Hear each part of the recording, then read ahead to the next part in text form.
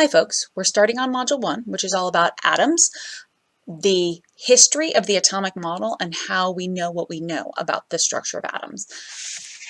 So before we talk about atoms, we need to know what an atom is, so we need to know what an element is. And an element is a pure substance made up of only one type of atom. There are 118 known elements, which are organized on the periodic table, which I have on the next slide to show you. So an atom is the smallest particle of an element that still retains the properties of that element. We know now that we can take an atom and split it into even smaller particles, but those smaller particles, protons, neutrons, electrons, don't have the same properties as the element. So the atom still needs to retain the properties of an element in order to be considered an atom. As I said, we now know that atoms are made up of electrons, protons, and neutrons, but the question is, how do we know that? And that's what the first part of this module is going to be talking about. So here are those 118 elements that we know about so far. So, how do we know what we know about atoms? Democritus was a Greek philosopher who suggested that if you keep cutting something in half, you eventually get to a particle that is so small you can't cut it in half anymore. And this was really the first time that anyone even suggested the idea of atoms. He used the word atom to describe these tiny indivisible particles because atomos means indivisible in Greek. He wasn't a scientist. He didn't do any experiments. He didn't have any proof. He didn't give any evidence. This was just a philosophical idea that he had. And so some people disagreed with him because he didn't have any proof. Aristotle thought all matter was continuous. He thought you could keep on cutting things in half forever and ever and ever. So if we fast forward to the 1700s, we started to have more rigorous science where people were doing experiments to prove their ideas. And at this point in the 1700s, most chemists agreed on a modern definition of an element. It was a substance that could not be broken down into simpler substances through a chemical reaction. Also, balances were improved, so scientists were able to measure mass pretty accurately. Then we had some important basic laws that were discovered, which we'll look at one by one here. The law of conservation of mass, the law of definite proportions, and the law of multiple proportions. And so Lavoisier, Proust, and Dalton were key people in the development of the atomic model. So let's look at Lavoisier first. He stated that mass cannot be created or destroyed during a chemical reaction. Mass can be neither created nor destroyed. And this is called the law of conservation of mass. How did he come up with this idea? He was burning chemicals and found that sometimes when he burned chemicals, they gained weight because they were combining with air. Air has mass. Air is matter. It has mass. And so, for instance, like in our Bunsen burners, we burn methane, which combines with oxygen to produce carbon dioxide and water. If you just weighed the methane, you would be going from 16 grams of methane to 44 grams of carbon dioxide. But if we take into account all the oxygen we're adding, the total mass of what is reacting is the same as the total mass of our product. So this balanced chemical reaction shows the law of conservation of mass. The next law that was key for our understanding of atoms was the law of definite proportions. And this states that a given compound always contains exactly the same proportion of elements by mass. So for instance, water is always 11.21% hydrogen and 88.79% oxygen if you weigh those components, if you take the mass of those components. Proust did his experiments on the element composition of water and metal oxides and copper carbonate. And he found this over and over again, that no matter how much substance he started with, the proportions of the elements making up that substance were the same. Dalton, however, noticed that sometimes two elements combine to form more than one chemical compound. You don't always get the same chemical compound. you can get different chemical compounds by combining the same two elements.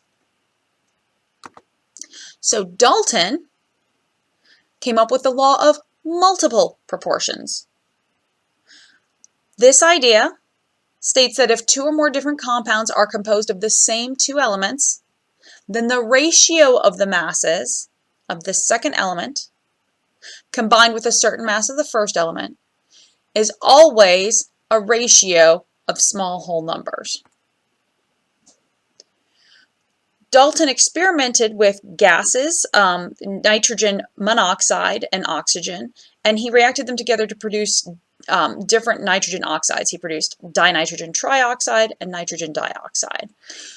That would be a pretty complicated example for me to talk about, so I'm going to choose a simpler example to talk about just to demonstrate what the law of multiple proportions means. If we consider carbon dioxide, which has 2 oxygen atoms per molecule, versus carbon monoxide, which contains just 1 oxygen atom per molecule. If I always start with 1 gram of carbon, and then I go to create carbon monoxide, I find that making carbon monoxide always requires 1.333 grams of oxygen.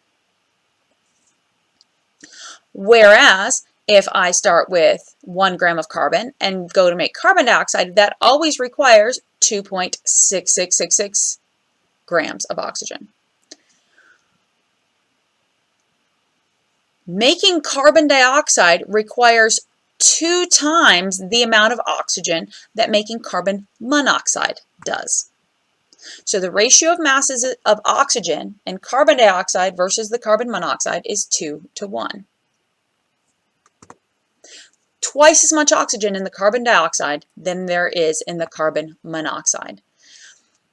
And what Dalton found was this ratio is constant. No matter how much carbon you start with, if you make carbon monoxide or carbon dioxide, you're always using twice as much oxygen when you're making the carbon dioxide.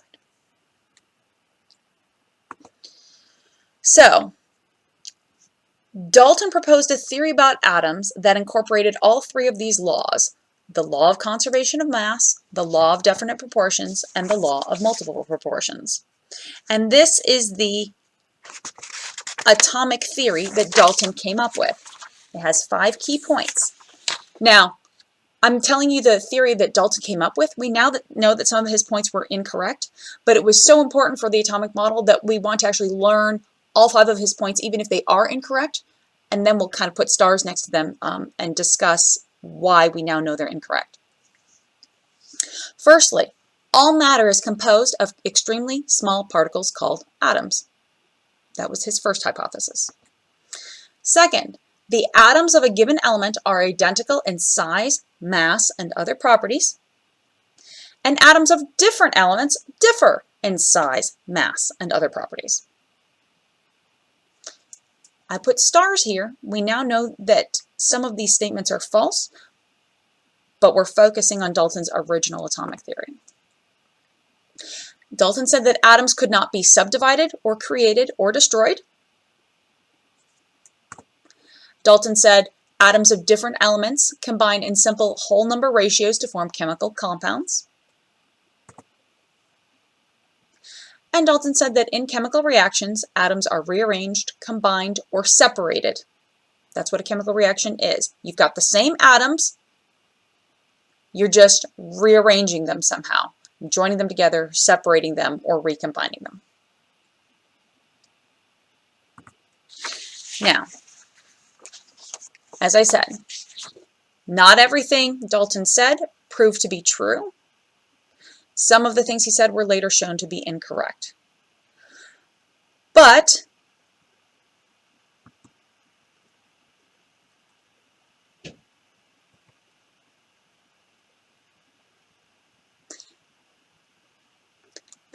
the key thing here is that Dalton had a testable hypothesis about atoms. He didn't just say, like Democritus, he wasn't just a philosopher who just had an idea that wasn't provable. Because Dalton's ideas were tied to atoms and mass, his ideas were actually testable. so scientists could prove or disprove his hypotheses with later experiments.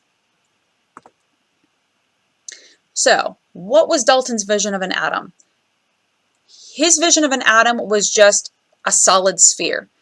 He didn't think atoms could be created or destroyed or subdivided, so there were no smaller parts to an atom that you could break an atom into. So you can think of it like a solid billiard ball. Because Dalton proposed a relationship between atoms and mass, which mass is a measurable property, Dalton turned Democritus's idea into a theory that could be tested by experiments. And that was really the important thing that Dalton gave us. Okay, let's go back and think about those asterisks now. Dalton's atomic theory has now been modified. We now know that atoms of a given element are not completely identical. They can have different masses if they have different numbers of neutrons. So atoms can have different atoms of the same element can have different masses. We now know that atoms can be broken down. They can be subdivided into what we call subatomic particles. We know about protons, neutrons, and electrons. Also, under particular conditions, atoms can be created or destroyed. That process would be considered a nuclear reaction, not a chemical reaction, but atoms can be created or destroyed under the correct circumstances. How do we know these things? Dalton made a hypothesis, which further scientists went on and built off of with their own hypotheses and experiments. And these later experiments let us know that not all of Dalton's hypotheses were correct. So that's what we're going to look at now, is how these modifications arose. What scientists came after Dalton to modify Dalton's atomic theory. The first scientist you need to know about is Joseph Thomson. He is responsible for discovering the electron. It was the first subatomic particle discovered. And he was doing experiments with cathode ray tubes where he was passing an electric current through gases at low pressures. And this causes a glow. So these cathode ray tubes would glow from a stream of particles that were moving. That glowing stream is called a cathode ray.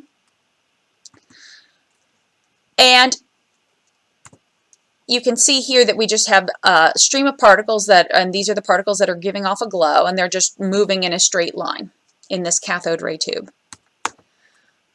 But if you bring charged plates near the cathode ray, the ray deflects. The ray moves away from the negative charge and towards the positive charge. So these lines, these rays aren't straight anymore, they're curving towards the positive charge. Because this ray is attracted to the positive charge, with charges, opposites attract. Therefore, Thomson realized that the particles in the cathode ray must have a negative charge. These particles here must be negatively charged in order to be attracted to the positive plate.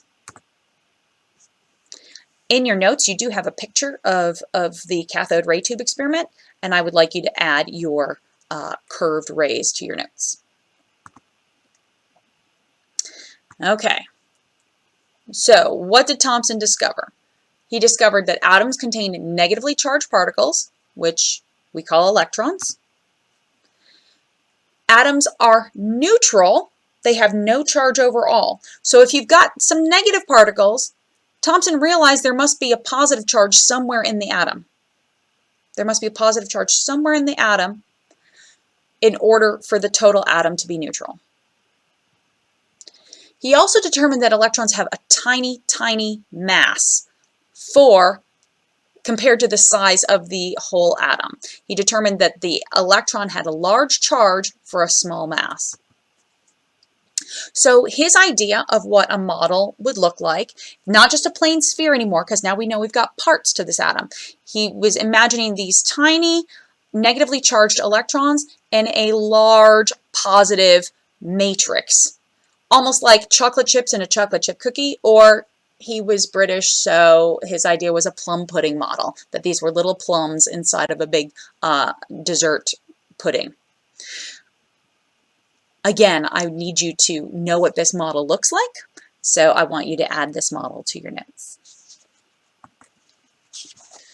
So the next scientist we're looking at is Robert Millikan, who is responsible for actually determining the precise mass of the electron and charge of the electron.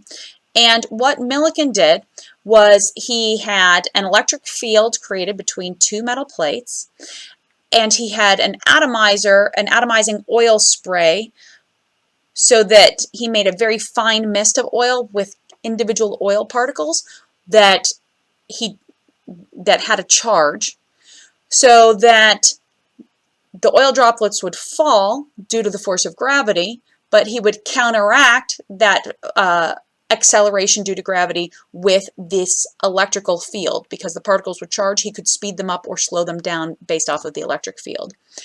So when the charged droplets fell at a constant rate instead of accelerating due to gravity, then the gravity and electrical forces on it were equal.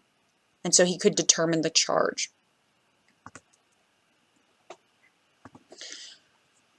So Millikan determined the charge and the mass of the electron,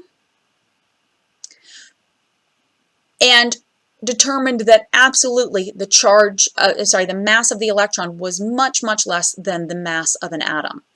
Therefore, we knew for certain that atoms must contain other particles because electrons accounted for so little of their mass.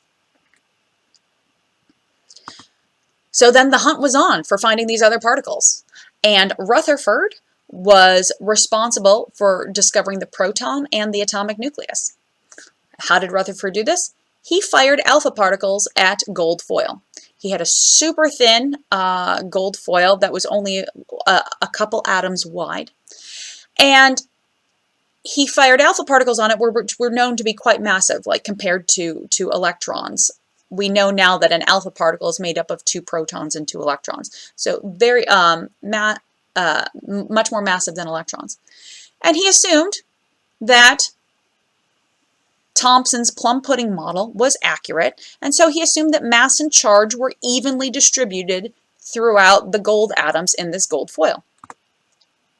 So he expected alpha particles to pass through the foil, maybe with tiny deflections, tiny bending in their path, but more or less straight through,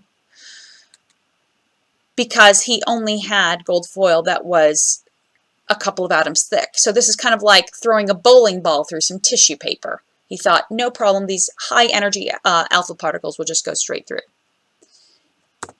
What did he actually find? His alpha particles, some of them did go straight through, just like he predicted, but some of them deflected a little bit.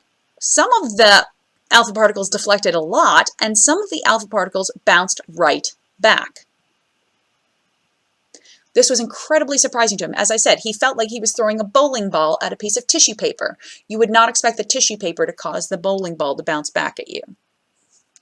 So, why did this happen? Rutherford concluded that there must be a very small, dense, positively charged area at the center of the atom that was able to deflect or even reflect this alpha particle back towards the source. He proposed that most of the atom is actually empty space, so that those alpha particles were free to go through in a straight line. If the alpha particles got too close to the nucleus, they might get deflected a bit. If they got even closer to the nucleus, they might get deflected more. But then, if an alpha particle actually heads right for the nucleus, those are the particles that bounce back. So Rutherford's model of the atom has a positively charged nucleus at the center of the atom, and these electrons, which take up most of the space of the atom, but not very much of the mass, are just kind of hovering out here outside of the nucleus. And again, this model is something that you should have in your notes.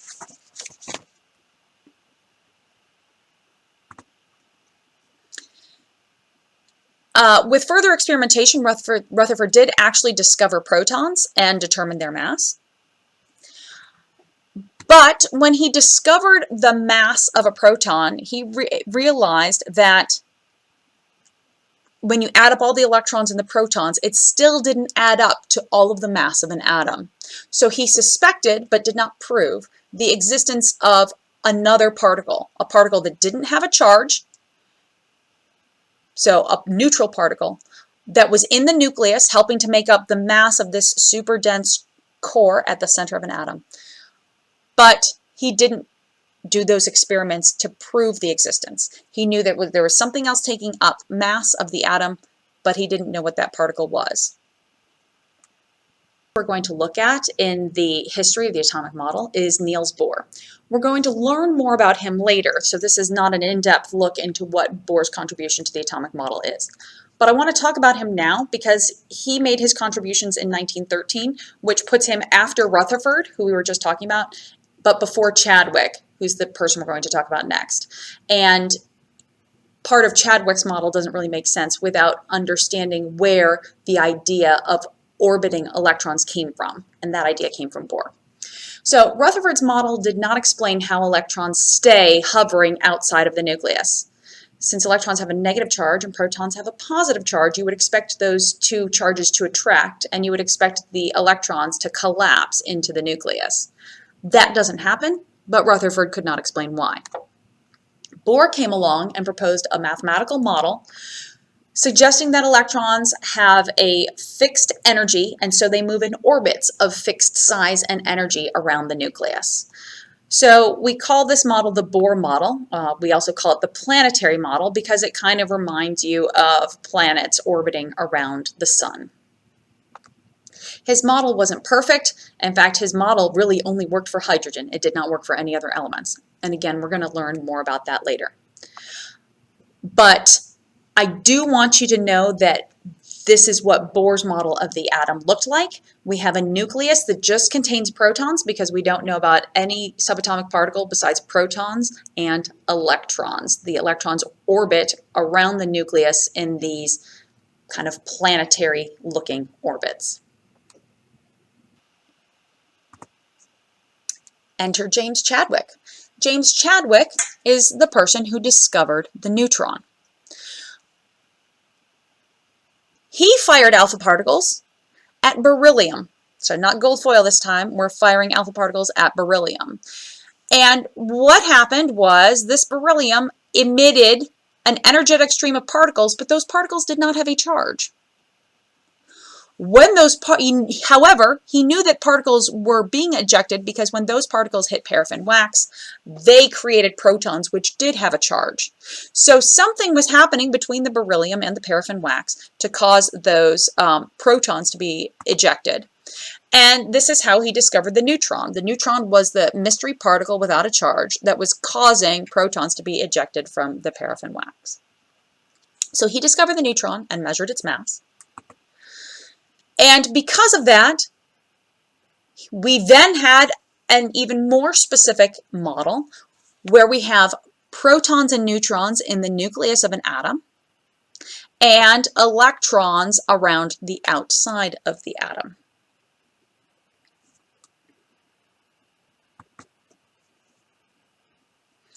So let's pull this all together, what we know from all of the scientists that we've talked about so far, and summarize what we know about the structure of the atom. So atoms have a nucleus, which is a small region in the center of the atom. It always contains one or more protons, remember, and it almost always contains neutrons. Hydrogen is the only element that doesn't necessarily contain neutrons. Surrounding the nucleus is a region called the electron cloud, which contains electrons. That's why it's called the electron cloud. Atoms are neutral. They have no charge overall because they have equal numbers of the positively charged protons and the negatively charged electrons. And each element has atoms with a specific number of protons. It's the number of protons that determines what element you have. So the number of protons, which we call the atomic number, determines the element.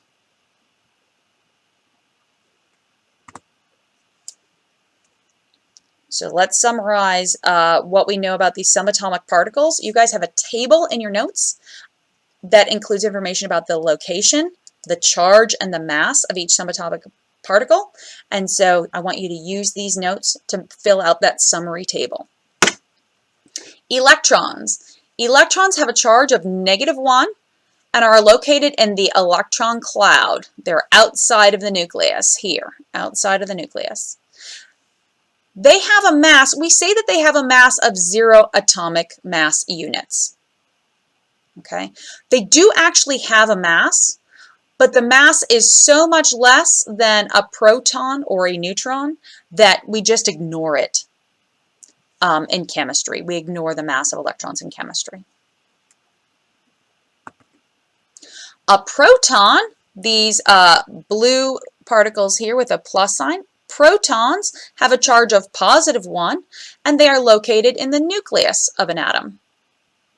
They have a mass of 1 atomic mass unit. Just so much larger in mass than an electron that an electron virtually has no mass in comparison. The last particle is the neutron, and the neutrons here are these pink atoms with no charge. The neutrons have a charge of 0 and are located in the nucleus of an atom. They also, like protons, have a mass of 1 atomic mass unit. Now that you've filled in your table, you can check it. This is what your table should look like in terms of what we know about protons, neutrons, and electrons. This summarizes the early atomic model, the scientists involved in the development of the early atomic model. We now have a more complicated idea of what the model of an atom is like. It's called the quantum mechanical model of the atom. But in terms of the early history, this summarizes the information you need to know. I hope this helps.